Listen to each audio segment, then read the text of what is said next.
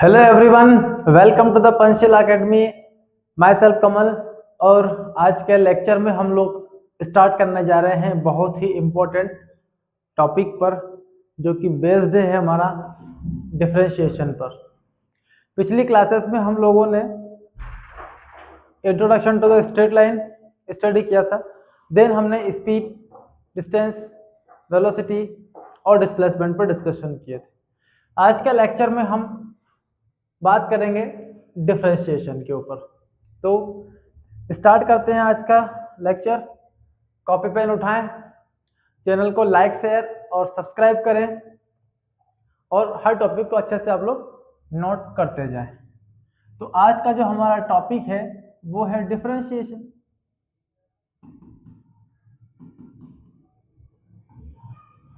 Class 11 के लिए भी ये बहुत इंपॉर्टेंट है और क्लास 12 के लिए भी डिफरेंशिएशन काफी ज्यादा हद तक हमारे लिए ये इंपॉर्टेंट होगा, क्योंकि ये हमारे फिजिक्स में भी हर पॉइंट पर काम आएगा और साथ ही आपको मैथमेटिकल प्रॉब्लम्स को भी सॉल्व करने में काफी आपकी हेल्प करने वाला है। तो बने रहें आज के लेक्चर में आप हमारे साथ, ठीक है। चलिए तो शुरू करते हैं। तो सबसे पहले हमारे पास आती है क्वांटिटी। अब क्वांटिटी को हम यहाँ पर दो तरह से डिवाइड कर लेते हैं। एक हमारे पास होती है कांस्टेंट क्वांटिटीज और दूसरे हमें मिलेंगे वेरिएबल्स। तो कांस्टेंट और वेरिएबल, इन दोनों के बारे में आप जानते होंगे, आपने प्रीवियस क्लासेस के अंदर भी इनके बारे में स्टडी किया होगा। अब कांस्टेंट्स क्या होते हैं? तो जनरली हमारे पास कांस्टेंट्स भी दो तरह के होते हैं। एक होते हैं परमानेंट कांस्टेंट और दूसरे हमारे होते हैं temporary constants. Permanent and temporary constants. Okay, आपने देखा होगा कांस्टेंट वो क्वांटिटी होती है जिनकी वैल्यू फिक्स होती है, चेंज नहीं होती बार बार। ऐसी क्वांटिटीज हमारी क्या होती है? कांस्टेंट क्वांटिटीज होती है। अब ऐसे कांस्टेंट्स भी हमारे पास दो तरह के होते हैं। पहला आपने स्टडी किया होगा पाई के बारे में, जिसकी वैल्यू होती है 3.14, जो कि परमानेंटली कैसी है? कांस्टेंट है। हम पाई जब हम पढ़ते थे तब भी यही इस्तेमाल यूज करते थे और आज भी हम लोग यही यूज कर रहे हैं। ऐसे ही यूनिवर्सल ग्रेविटेशनल कांस्टेंट 6.67 10⁻⁻11, इसकी वैल्यू भी क्या है? कांस्टेंट है। तो ये जो कांस्टेंट्स आपको दिख रहे हैं ये आपके परमानेंट कांस्टेंट होते हैं। इनकी वैल्यू किसी भी कंडीशन में, किसी भी रिलेशन के साथ हमेशा ये कांस्टेंट ही आपको मिलेगी। अब दूसरे जो कांस्टेंट्स होते हैं वो टेम्पररी होते हैं। कौन कौन से? ए, बी, सी, ये आपके क्या है? Temporary constant. किसी सिचुएशन के लिए इनकी वैल्यू कांस्टेंट हो सकती है, लेकिन कंडीशन बदलने के साथ ही इनकी वैल्यू भी चेंज हो सकती है। जैसे y = ax + b, यहाँ पर a = आपको गिवन है 1 और b = आपको गिवन है कितना? 2। इस कंडीशन में आप y = जो भी रिलेशन यहाँ पे मिलेगा हमें वो कैलकुलेट कर सकते हैं। बट अगली कंडीशन में आपको गिवन कर दिया गया है a = 4 है, b = -2 है। तो है तो यहाँ भी कांस्टेंट ही है, लेकिन सिचुएशन बदला, कंडीशन बदला, तो इनकी वैल्यू क्या हो गई? बदल गई। तो ये ऐसे कांस्टेंट हैं जो एक रिलेशन के लिए, एक पर्टिकुलर केस के लिए कांस्टेंट होते हैं। नए केस के लिए नए कांस्टेंट क्वांटिटी इनकी क्या होती है? बन जाती है। ओके, तो कांस्टेंट आपके पास दो तरह के हैं। आते हैं वेरिएबल्स पर। तो वेरिएबल्स भी आपको दो फॉर्म में मिलते हैं। वेरिएबल्स मतलब विच कैन बी वेरी, जिनकी वैल्यू कंटिन्यूसली क्या हो सकती है? बदल सकती है। ऐसे क्वांटिटीज, ऐसे रिलेशंस हमारे क्या होंगे? वेरिएबल्स होंगे। तो यहाँ पर दो तरह के वेरिएबल्स हैं हमारे पास। एक होते हैं इंडिपेंडेंट वेरिएबल और दूसरे होते हैं हमारा डिपेंडेंट वेरिएबल, ठीक है। अब इंडिपेंडेंट और डिपेंडेंट मीन्स एक डिपेंड है और एक बिल्कुल क्या है? इंडिपेंडेंट वेरिएबल है। इसको हम समझते हैं इस रिलेशन की हेल्प से। y = हमारे पास है 2x + 1। ये एक लीनियर इक्वेशन है। यहाँ आपको दो वेरिएबल्स दिख रहे होंगे। तो यहाँ पर x जो दिख रहा है वो है डिपेंडेंट वेरिएबल, सॉरी वो है इंडिपेंडेंट वेरिएबल। x क्या है हमारा? Independent variable. और यहाँ जो y आपको दिख रहा है ये है डिपेंडेंट वेरिएबल। अब इंडिपेंडेंट डिपेंडेंट क्या? तो x की अपनी वैल्यू है, मान लीजिए वो है आपके पास 1, तो y कितना? तो x की जगह वैल्यू पुट करो आप, 1 into 2, 2 plus 1 is equal to 3। y का वैल्यू कितना मिला आपको? 3। So x is equal to, अगर आप 2 पुट करेंगे तो y इज इक्वल टू कितना मिलेगा? तो y को x से पूछना पड़ेगा कि भाई तुम्हारी वैल्यू कितनी है, अब बता दो, तो मैं अपनी वैल्यू को क्या कर सकता हूँ? डिसाइड कर सकता हूँ। y के हाथ में अपनी वैल्यू नहीं है, वो डिपेंड करता है सीधा सीधा किसके ऊपर? x के ऊपर। अब x अगर 2 है तो 2 into 2 4 plus 1 is equal to y कितना हो जाएगा? 5। अगली x की वैल्यू क्या होगी?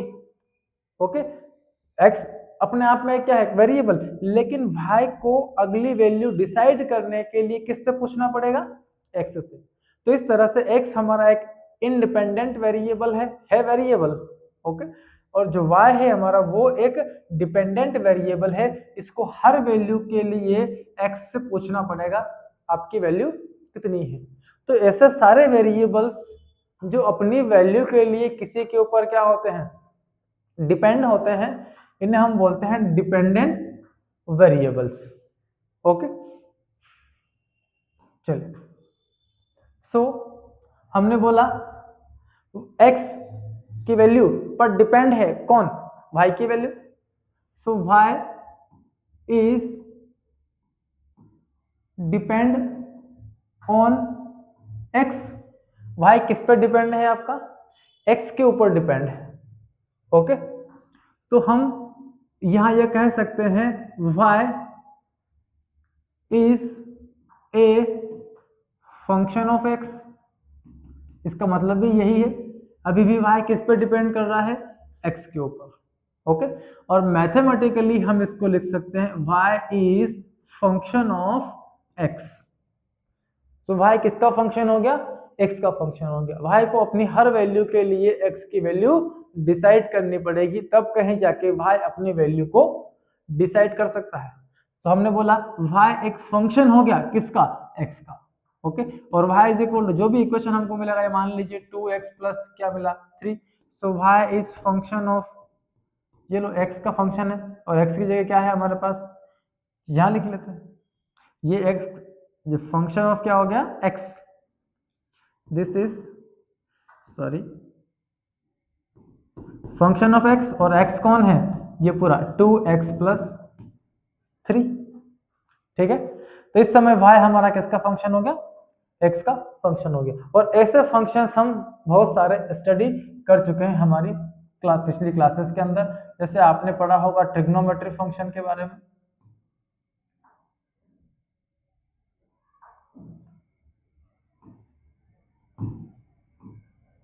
ट्रिग्नोमेट्री फंक्शन sin x पढ़े होंगे आपने, cos x स्टडी करे होंगे, tan x, sec x, cos x, ये सारे क्या हैं आपके? Trigonometric function. आपने पढ़े होंगे लॉगरिथम फंक्शन को, log x ये आपका लॉगरिथम फंक्शन है। एक्सपोनेंशियल फंक्शन पढ़े होंगे,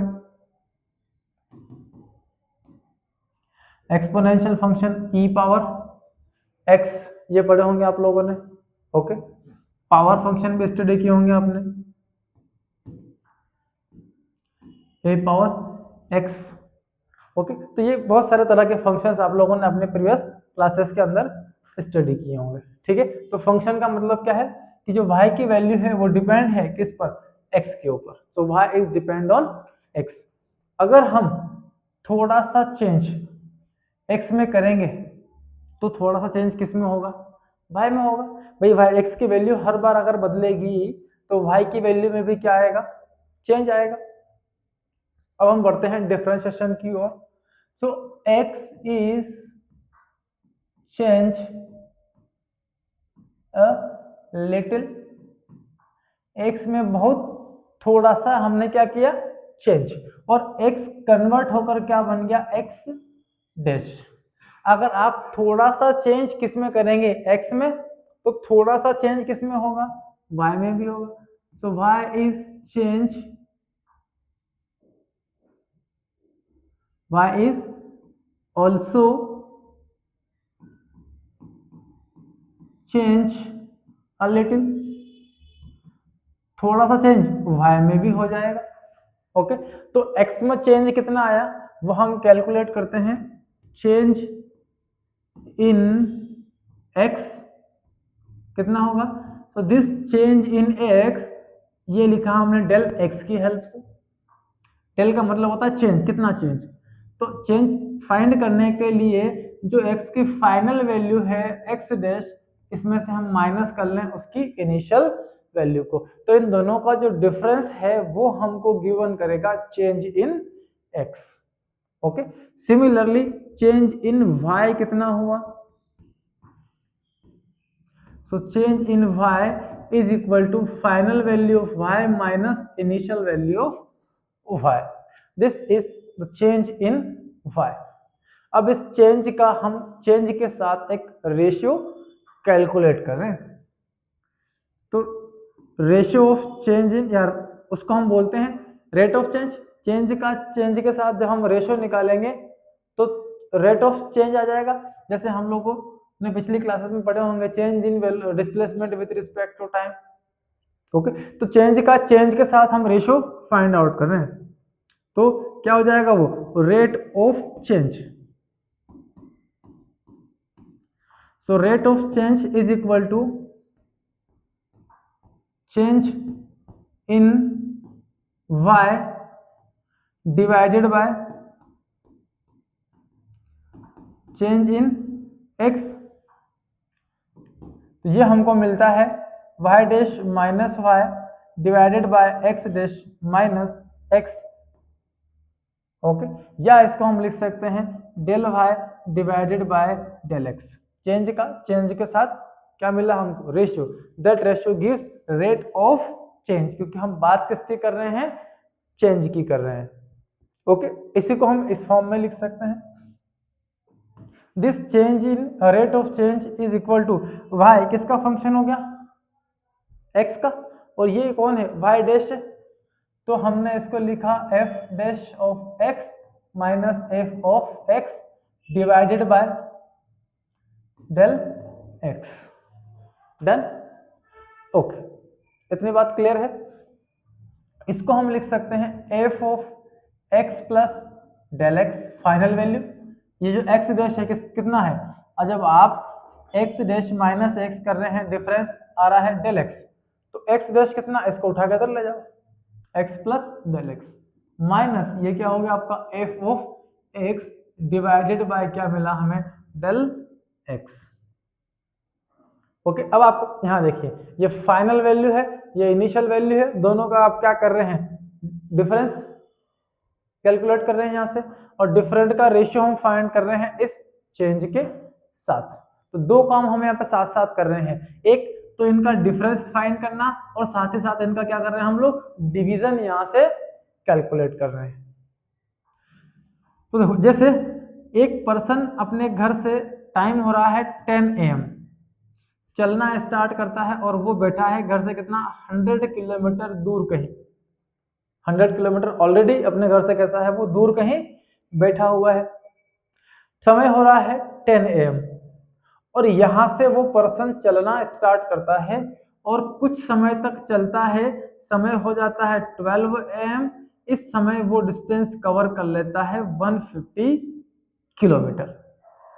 ओके, 10 AM पर चलना शुरू करता है, 12 AM तक चलता है, नेट डिस्टेंस वो कवर कर लेता है हमारी 150 किलोमीटर। ओके, तो यहां से यहां जाने में उसका स्पीड क्या रहा होगा, तो जब जब हम स्पीड कैलकुलेट करते हैं, स्पीड कैलकुलेट करने के लिए आपको जानना होगा final position minus initial position divided by final time minus initial time is equal to हमको मिलेगा 50/2, 2 से कैंसिल करेंगे, ये कितना मिला आपको 25, तो उस पार्टिकल की, उस पर्सन की हमें स्पीड मिली 25 kilometre per hour. Okay, that is the speed of particle. तो जब भी किसी पार्टिकल की आप स्पीड कैलकुलेट करने जाएंगे, आपको डिफरेंस करके उसको डिवीजन कैलकुलेट करना पड़ेगा, तब जाके आपको क्या मिलेगी, स्पीड मिलेगी। हम यहाँ वही वर्क कर रहे हैं, हम फाइनल वैल्यूज को माइनस कर रहे हैं इनिशियल वैल्यू से और डिवाइड कर रहे हैं किससे, चेंज से। ओके, तो जब डिफरेंस का रेशियो हम किसी क्वांटिटी के चेंज के साथ कैलकुलेट करने वाले हैं, तो देखिए यहां पर इस रिलेशन के अंदर हमने जो अभी अभी किया है, ये फाइनल पोजीशन है, ये इसका इनिशियल पोजीशन था। तो जो फाइनल पोजीशन है ये टाइम का क्या हो गई, फंक्शन। ये इनिशियल पोजीशन 100 है, ये क्या हो गई, टाइम का एक फंक्शन। और डिवाइड में क्या मिल रहा है आपको, चेंज इन टाइम। तो इसी को हम अनदर वर्ड्स में कैसे लिख सकते हैं, जब जब हम स्पीड कैलकुलेट करने जाएंगे, तो ये जो पर्सन की, सॉरी, स्पीड हमको मिली, this speed is equal to, ये हो गया टाइम का function, final time t plus del t, minus ये हो गया हमारा initial time, divided by difference in time. देखिए अभी क्या था अपन ने, final position minus initial position divided by final time minus initial time. ठीक है, इसी को हमने कन्वर्ट करके ये लिख दिया। अब भाई 150 किलोमीटर डिस्टेंस ट्रेवल कर रहा है, तो ये डिस्टेंस जो यहाँ पर है किसका फंक्शन हो गई, हमारा टाइम का एक फंक्शन हो गया। जब 10 AM था डिस्टेंस 100 किलोमीटर था, लेकिन जब 12 AM हो जाता है तो डिस्टेंस चेंज होकर कितना हो जाता है, 150 हो जाता है। देखिए टाइम t पर डिस्टेंस 100, लेकिन time t plus del t पर डिस्टेंस कितना, 150 किलोमीटर। ओके, तो डिस्टेंस किसका फंक्शन हो गई, टाइम का। ओके, तो हमने यहाँ क्या लिख दिया, f of t plus del t, f of t, f of t plus del t, f of t divide by del t. इस रेशियो ने मुझे क्या गिवन किया, स्पीड। तो यहाँ पर हम दो काम कर रहे हैं। अगर किसी बॉडी की, किसी पार्टिकल की आपको स्पीड कैलकुलेट करनी है, तो सबसे पहला काम करना होगा, हमें डिफरेंस निकालना होगा, देन उसका हमें क्या करना होगा, डिवीजन। ओके, और डिफरेंस डिवीजन जब आप वर्क कर लेते हैं तो रिजल्ट में आपको क्या मिलती है, स्पीड। ओके, तो इसको हमने यहां से इतना उड़ा दिया। तो इन दोनों का जो कंबाइंड फॉर्म है, इनसे मिलकर क्या बना, इनसे मिलकर बना हमारा डिफरेंशिएशन। ओके, तो डिफरेंशिएशन एक्चुअली है क्या, डिफरेंशिएशन में हम लोग डिफरेंस और डिवीजन दोनों प्रॉब्लम्स को एक साथ कैलकुलेट करते हैं। उसको कैलकुलेट करने का ये एक फॉर्म है, तरीका है, और इसी को हम बोला करते हैं क्या, डिफरेंशिएशन। ओके, तो जब जब हम स्पीड कैलकुलेट करेंगे, वेलोसिटी कैलकुलेट करेंगे, हम हर बार डिफरेंस का डिवीजन कैलकुलेट करेंगे चेंज के साथ। तो हमको हमेशा स्पीड मिलेगा, वेलोसिटी मिलेगा, एक्सेलरेशन मिलेगा, ओके, वगैरह वगैरह। तो इस तरह से जो कैलकुलेशन हमारी है, ये बन गई हमारा क्या, डिफरेंशिएशन। ओके, अब इसके अलग अलग ब्रांचेस में अलग अलग मीनिंग होते हैं। सो मैथमेटिक्स में इसका क्या मीनिंग है, सो इन मैथमेटिक्स ये हमको गिवन करता है change in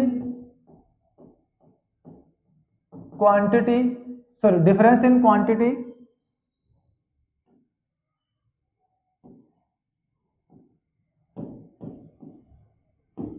difference in quantity का रेशियो हमें गिवन करता है चेंज इन क्वांटिटी के साथ।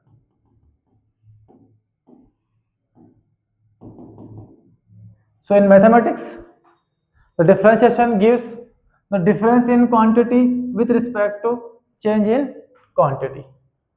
फिजिकल मीनिंग पर आते हैं।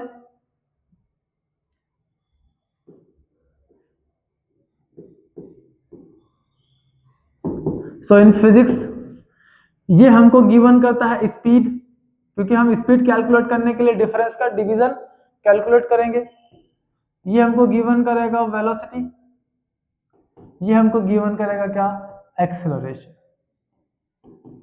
तो फिजिक्स में हमको स्पीड मिलता है, वेलोसिटी मिलता है और एक्सेलरेशन मिलता है इस डिफरेंशिएशन की हेल्प से। एक और मीनिंग हम जानेंगे, वो होगा हमारा ज्योमेट्रिकल मीनिंग। ज्योमेट्री में ये हमारी क्या हेल्प करता है। So now we are going to study about the geometrical meaning. Okay, और यही हमारे बहुत काम की चीज होती है। ज्योमेट्री के लिए जाएंगे तो आपको कोऑर्डिनेट्स पे जानना होगा, एक्स एंड वाई कोऑर्डिनेट। ये एक्स कोऑर्डिनेट है हमारा, ये क्या हो गया, वाई कोऑर्डिनेट। अब आपके पास ये एक स्लोप है और आपको बोल दिया जाए फाइंड आउट द स्लोप। क्या फाइंड करना है आपको, स्लोप। तो जब जब स्लोप को फाइंड करना होगा हमें, स्लोप क्या होती है, एक घाटी कुछ इस तरह से।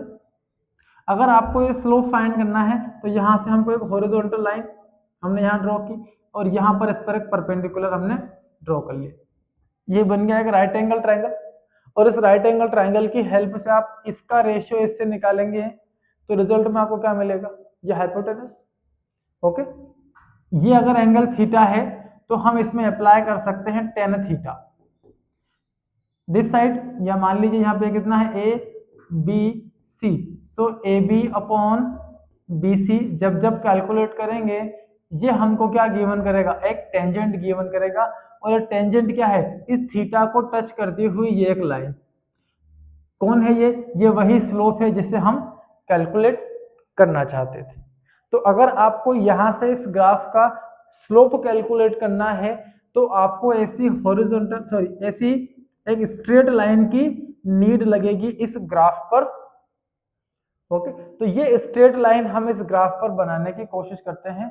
तो इसके लिए हमको नीड लगेगी कम से कम 2 पॉइंट की, क्योंकि 2 पॉइंट से मिलकर ही क्या बनेगी, एक स्ट्रेट लाइन मिलेगी। तो आते हैं इस ग्राफ पर और फाइंड करते हैं इस स्लोप को। देखिए ये जो साइड है, this side gives change in x, ये हमको गिवन कर रहा है चेंज इन एक्स, और ये हमको गिवन करेगी वर्टिकल लाइन क्या, चेंज इन वाई। तो मैं इस पर एक पॉइंट लेता हूं ए। इस समय x की वैल्यू कितनी होगी हमारे, यहां से एक लाइन मिला लें, ये वाली वैल्यू कितनी है x की, हमने इसको x कंसीडर कर लिया। ओके, इस समय आपको y कितना होगा, ये हाइट यहां से ये वाली। अब हम थोड़ा सा वैल्यू चेंज करते हैं, सॉरी यहाँ पर x है और जो वर्टिकल हाइट है ये है आपकी y, जो वर्टिकल हाइट है क्या हो जाएगी y, और ये वाला क्या हो गया हमारा x। अब यहां से हम एक पॉइंट और लेंगे, तो यहां से हमने अगला पॉइंट लिया यहाँ पर। इस समय x कितना है, तो वो x में कुछ चेंज आया है, वो है आपका x डैश। इस समय y कितना हो गया, इतना। और हमने देखा कि जो 2 पॉइंट है ये इतने पास में है कि इन दोनों के बीच आपको एक स्ट्रेट लाइन ऐसा मिल सकता है। तो यहां से एक परपेंडिकुलर ड्रॉ करते हैं और ये हमारे पास आ गया एक राइट एंगल ट्रायंगल, इसका नेम गिवन करते हैं ए बी सी। ओके, तो ये जो BC आपको यहां दिख रहा होगा, this BC gives change in y, क्योंकि ये हाइट कितना है y, इसमें से अगर मैं इसको माइनस करूंगा ये वाली वैल्यू को तो क्या मिलेगा, y dash equal to del y equal to y dash minus y। पूरी हाइट y डैश है, इसमें से इतनी माइनस कर दो आप ये y वाली, तो बचा कितना, ये छोटा सा वैल्यू, इसको लिखा मैंने डेल y। तो चेंज इन y में मिल गया, यहां से यहां तक का पोजीशन x डैश है और यहां से लेके यहां तक का पोजीशन x है। इन दोनों का डिफरेंस कैलकुलेट करेंगे तो ये हमें मिल जाएगा क्या, डेल x। ओके, तो ये हो गया परपेंडिकुलर और ये क्या हो गया बेस। ये स्लोप फाइंड करने के लिए मैं कैलकुलेट करता हूं tan थीटा को, और वो होगा परपेंडिकुलर डिवाइडेड बाय बेस, तो del y divided by del x। This tangent gives the slope of this curve. Okay, इस कर्व का ये स्लोप हमको मिल जाएगा इसकी हेल्प से। Now this slope is convert into the speed. यहां ले लिया हमने टाइम x एक्सिस पर और यहां ले लिया हमने पोजीशन y एक्सिस पर, ये पोजीशन है x। अब ये कर्व है, किसी पार्टिकल के मोशन को ये क्या कर रहा है, एक्सप्लेन कर रहा है, और उसकी हमें स्पीड फाइंड करनी है। तो स्पीड फाइंड करने के लिए फिर से हमको किस पे जाना पड़ेगा, स्लोप पर। तो 2 पॉइंट यहाँ हमको टेकन करना होंगे, एक पॉइंट हमने यहाँ लिया, अगला पॉइंट यहाँ पर। इस समय पोजीशन है इसका x डैश, सॉरी इस समय टाइम है, ये हॉरिजॉन्टल लाइन टाइम शो कर रही है, टाइम है t, पोजीशन है x। थोड़ी देर बाद टाइम कितना हो गया, यहाँ से बदलते हुए t डैश, और इसका पोजीशन कितना हो गया x डैश। यहाँ से एक परपेंडिकुलर को ड्रॉ करते हैं, तो यहाँ हमको एक राइट एंगल ट्राइंगल मिलता है, फिर से ABC। इस राइट एंगल ट्राइंगल में स्पीड फाइंड करनी है, तो स्पीड फाइंड करने के लिए कहाँ जाएंगे हम, speed is equal to final position minus initial position divided by final time minus initial time. Difference in position by difference in time gives velocity of particle. अब ये कैलकुलेट करने के लिए मुझे चाहिए क्या, इन 2 पॉइंट के बीच बनने वाला ये छोटा सा एक स्लोप।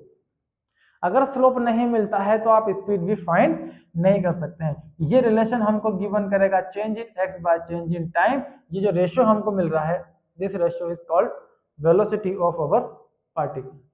अब आपको लग रहा होगा कि इस राइट एंगल ट्रायंगल में जो अपनी हाइपोटेनस है, ये हाइपोटेनस एक स्ट्रेट लाइन है, लेकिन अगर आप इसका माइक्रोस्कोपिक ऑब्जर्वेशन करेंगे तो इन 2 पॉइंट के बाद बीच में ऐसे हजारों पॉइंट आपको मिलेंगे देखने को, और इनको जूम करके अगर आप पिक्चर सॉल्व करेंगे तो वो आपको कुछ इस तरह का एक नया कर्व मिलेगा। हम क्या सोचकर सॉल्व कर रहे थे इसको कि ये वाली लाइन क्या है, हमारा स्लोप, लेकिन जब इसमें हमने माइक्रोस्कोप से देखा इसको जूम करके तो ये तो हमको ऐसा कर्व दिख रहा है, और कर्व के लिए ये रिलेशन एप्लीकेबल नहीं है। स्लोप का मतलब होता है एक घाटी, ठीक है, एक ढाल, और उसके लिए आपको कम से कम 2 पॉइंट चाहिए, बीच में तीसरा पॉइंट एंट्री नहीं करना चाहिए। अगर बीच में तीसरा पॉइंट आएगा, जैसे एक पॉइंट आपने ये लिया था, एक पॉइंट ये, अब बीच में यहाँ पॉइंट है, यहाँ है, यहाँ है, यहाँ है, बहुत सारे पॉइंट है। अब इन ढेर सारे पॉइंट से मिलाकर आप एक लाइन बनाएंगे तो वो हमेशा आपको एक कर्व मिलेगा। हमको तो स्ट्रेट लाइन चाहिए थी, तो हमने क्या किया, इसके बहुत पास पास में फिर से वो 2 नए पॉइंट लिए। चलो एक पॉइंट हमारा यहाँ है तो दूसरा यहाँ पर होगा। हमने यहाँ से राइट एंगल ट्रायंगल बनाया और कैलकुलेट किया क्या, velocity is equal to change in displacement by change in time को।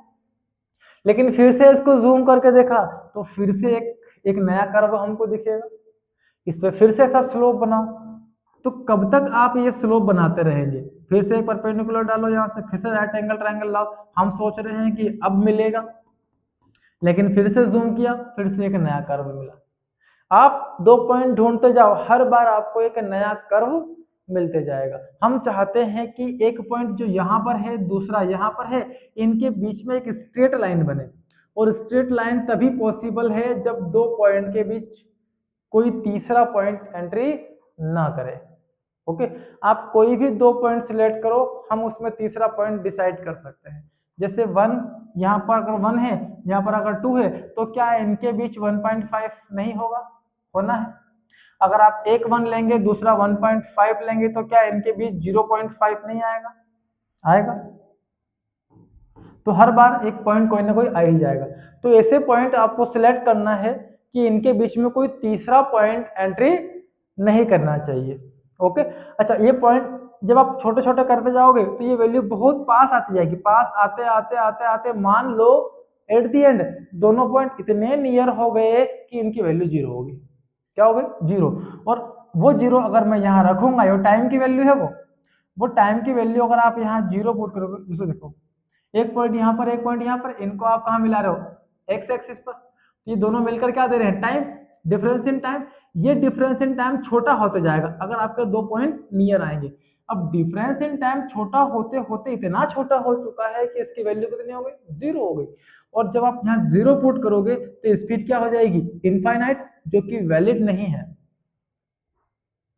तो हम 0 भी नहीं कर सकते। ये दोनों का ये टाइम डिक्रीज करेंगे, ये टाइम यहाँ से डिक्रीज करेंगे, तो 0 हो जाना है। अब 0 कर नहीं सकते, लेकिन हमको 2 पॉइंट चाहिए, तो हमने क्या किया, एक वैल्यू ढूंढी कि एक पॉइंट आप ऐसा सिलेक्ट करो 0 के जस्ट नेक्स्ट वाला, जीरो से नेक्स्ट, जीरो नहीं होना चाहिए, लेकिन जीरो के बहुत ज्यादा क्या हो, वो नियर वाला पॉइंट हो, is not equal to zero. Done. तो टाइम की एक ऐसी वैल्यू आप यहां से डिसाइड करें कि लगभग जीरो के बराबर हो, लेकिन जीरो वाली क्वांटिटी नहीं होना चाहिए। तो मैंने यहां लिया टाइम अप्रोच करता है किसको, जीरो को। इसका मतलब है time approach zero, not equal to zero. Here time is not equal to zero but it approach zero. एक पॉइंट जीरो लिया और हमने बोल दिया कि दूसरा जीरो के आगे वाला हो, अब वो कौन सा होगा आप डिसाइड कर ले। ठीक है, तो मिल गए हमको दो पॉइंट, जीरो और जस्ट उसके बाद वाला। तो ये जो डिफरेंस है ये हमारा जीरो होने से बच गया, ये जीरो होने से बच गया, तो स्पीड हमारी इनफाइनाइट होने से भी क्या हो गई, बच गई। तो ये जो स्लोप का टाइम का जो डिफरेंस था वो हमने क्या कर दिया, बहुत ज्यादा स्मॉल, इतना स्मॉल कर दिया है हमने इस कर्व पर, ये वाला टाइम, ये टी डैश, ये टी, ये डिफरेंस इन टाइम है डेल टी, इतना छोटा कर चुके हैं हम कि जीरो को अप्रोच कर रहा है, मींस टाइम टी किसको अप्रोच कर रहा है, जीरो को। तो अब हमने क्या बांध दी, इसके साथ एक लिमिट बांध दी है। तो वेलोसिटी इज इक्वल टू हमारे पास है change in x divided by change in time. अब हमने क्या कर दिया, इसके साथ लिमिट बांध दी, क्या, टी अप्रोच करता है जीरो को, तो यहां हमने लगा दी लिमिट टी अप्रोच जीरो, और ये क्या आ गया, del x divided by del T.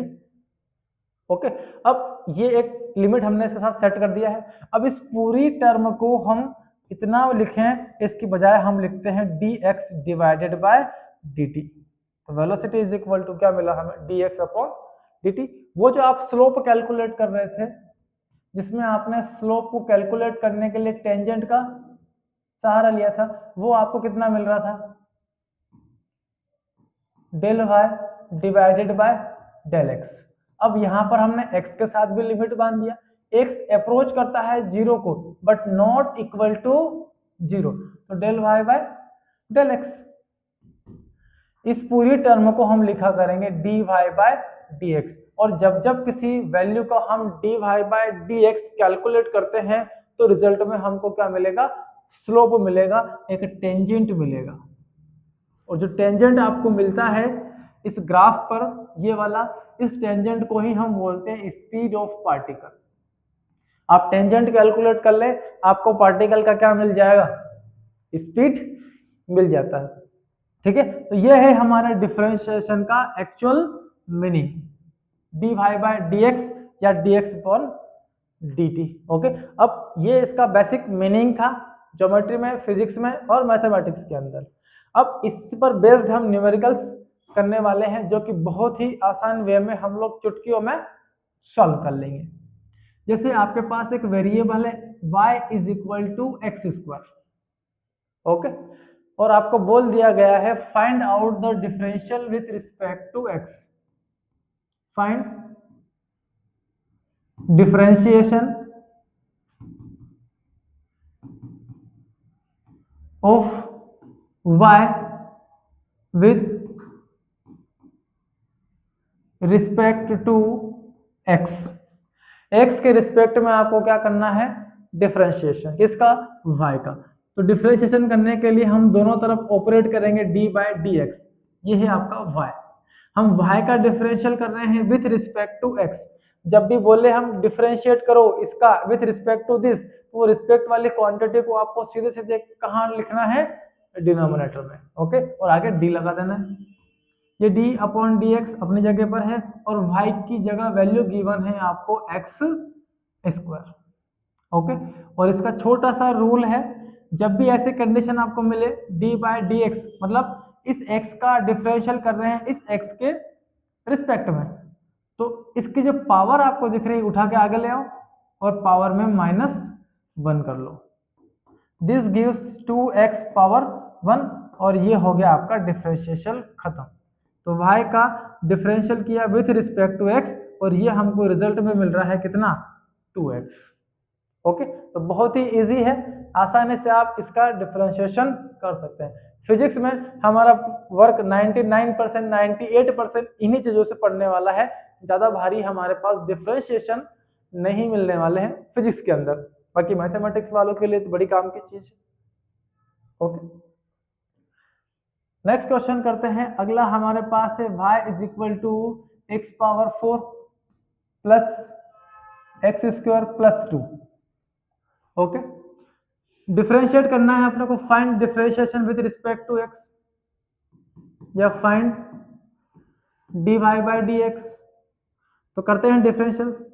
So differentiate with respect to x, इस पूरी टर्म का हम डिफरेंशियल कैलकुलस फाइंड करते हैं x की रिस्पेक्ट में। ये हो गया dy by d x is equal to d by d x. इधर कौन दिख रहा है आपको, x power 4 plus x square plus 2। Okay, so dy by d x is equal to, सब में d by d x separate कर दें, x power 4 d by d x of x square plus d by d x of 2। ये हम एक आध बार separate कर रहे हैं, हर बार नहीं करने वाले हैं। पावर आगे लाओ, x पावर में एक माइनस कर दो, 4 माइनस कितना हो गया 1। तो 4 पावर को पहले आगे लाना है देन माइनस करना है, ऐसा ना हो कि पहले माइनस कर दो और फिर आगे लेके आओ। इसकी पावर में पावर पहले आगे जाएगा और ये 2 माइनस 1 हो गया, प्लस यहाँ पर x था ही नहीं, 2 बाहर चला गया, डी बाई डी एक्स, और यहाँ आप लिख सकते हो x पावर 0, मतलब कुछ नहीं तो क्या होगा 1, और 1 को हम क्या कर सकते हैं x पावर 0। अब इसके देखो, इसकी पावर जब आगे आएगी तो पूरी टर्म को क्या कर देगा, ये 0 कर देगा। ओके, तो ये पूरा ही क्या हो जाएगा 0। तो हम एक रूल फिक्स कर लेते हैं कि जब जब हमको कोई कांस्टेंट नंबर मिलेगा डिफरेंशिएशन में, उसका डिफरेंशिएशन सीधा सीधा कितना हो जाएगा, 0 हो जाएगा। और हुआ कैसे, वो ऐसे हुआ है, ये 4x power 3 plus 2x plus, अब 0 को मैं उठा के आगे लाऊंगा तो इस पूरी टर्म में क्या होगा मल्टीप्लीकेशन, और रिजल्ट में क्या मिलेगा आपको 0। तो आंसर फाइनली क्या मिला आपको, dy by d x equal to 4x cube plus 2x। This is the differentiation of this relation.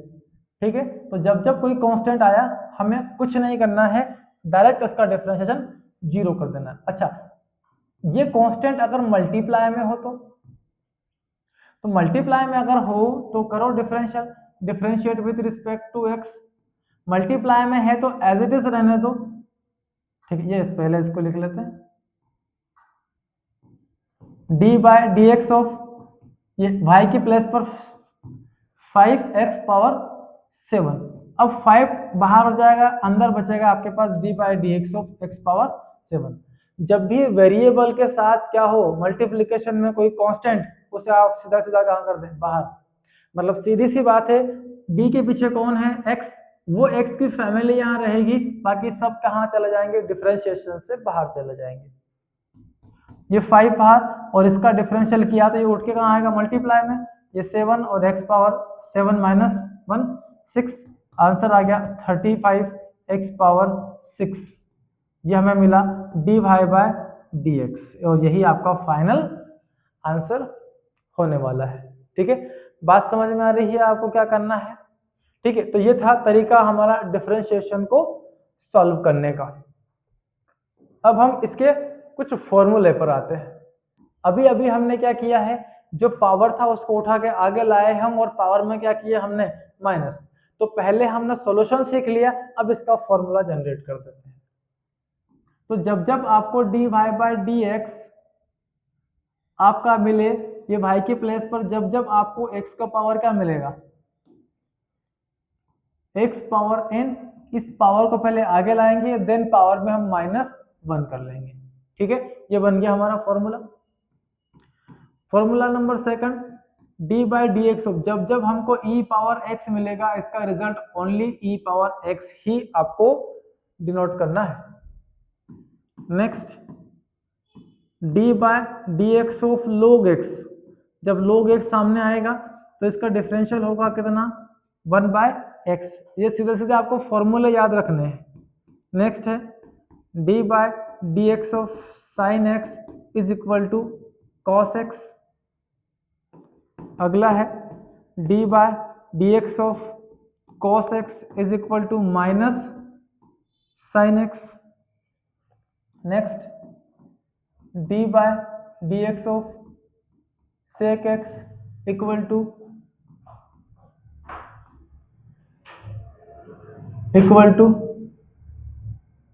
sec x into tan x. sec का differentiation sec tan. Okay, next d by dx of tan x जब मिलेगा हमें तो इसका differential होगा sec square x. Next d by dx of cot x, इसका मिलेगा हमें minus cosec square x. Next d by dx of cosec x, ये हमको मिलेगा minus cosec x into cot x. कुछ इनवर्स फंक्शन भी देख लेते हैं. तो d by dx of tan inverse x, ये होगा 1 by 1 plus x square. Okay, d by dx of sine inverse x equal to 1 upon under root of 1 minus x square. Next है d by dx of cos inverse x is equal to minus 1 by under root of 1 minus x square.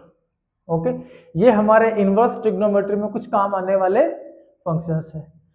आपका maximum काम तो यहीं पर हो जाएगा इन तीनों की हेल्प से. लगभग आप 98% तो मानकर चले, 99% तक भी ये फिजिक्स के अंदर क्या है हमारे वैलिड है. सिंपल केस में ये दो और ले लो आप, साइन और कॉस वाले, इसी से हमारा मैक्सिमम काम हो जाएगा फिजिक्स के अंदर. ठीक है, बाकी मैथमेटिक्स के लिए सारे कैलकुलेशंस आप लोगों को करनी है. इन पर बेस्ड हम हर एक क्वेश्चन के क्या करेंगे, न्यूमेरिकल्स करने वाले हैं. ओके, तो ये सारे फॉर्मूले आप लोगों को स्पेशली किसी भी हाल में याद करना है, क्योंकि इसके बिना आपका डिफरेंशिएशन का टर्म आगे इंक्रीज नहीं हो पाएगा. ओके, चलिए, तो ये थे हमारे बेसिक डिफरेंशिएशन पर आने वाले कुछ फॉर्मूले, जिन्हें हमें किसी भी कंडीशन में आप याद करना ही होंगे. पूरा एक टेबल बना लीजिए इनका और आराम से टेबल बना के पूरे टर्म को आपको याद करना है एनी हाउ कंडीशन. ओके, चलिए, ये फॉर्मूले हमारे हो गए. तो नेक्स्ट हम चलते हैं. चलिए, तो आज की क्लास में इतना ही. नेक्स्ट क्लास के अंदर हम लोग इन्हीं फॉर्मूले पर बेस्ड सारे न्यूमेरिकल क्वेश्चंस को उनका सबका हम डिफरेंशिएशन कैलकुलेट करेंगे इन फॉर्मूले का यूज करते हुए. तो आज का लेक्चर अच्छा लगा हो तो लाइक, शेयर और सब्सक्राइब जरूर करें. मिलते हैं हम अगले लेक्चर में इन सभी न्यूमेरिकल्स की प्रॉब्लम्स के साथ और सॉल्व करेंगे डिफरेंशिएशन को कंप्लीटली. ओके, तो जब तक के लिए मिलते हैं नेक्स्ट लेक्चर में. All the best.